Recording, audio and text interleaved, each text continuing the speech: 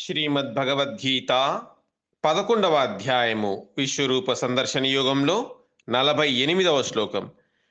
న వేదయజ్ఞాధ్యాయనైర్నా దానైః న చాక్రియాభిర్నా తపోభిరుగ్రైః ఏవం రూపః శక్య అహం నృలోకే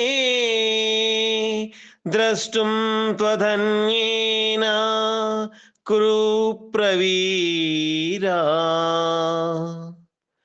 ఓ అర్జున, వేదాధ్యయనము చేత గాని, యజ్ఞాచరణములు చే గాని, దానముల చే గాని, తీవ్ర తపశ్చర్యల చే కాని, తదితర పుణ్యకర్మల చే కాని, ఈ మానవ లోకమున నా ఈ విశ్వరూపమును నీకు తప్ప మరి ఎవ్వరికి చూడ శక్యము కాదు అంటున్నాడు పరమాత్మ.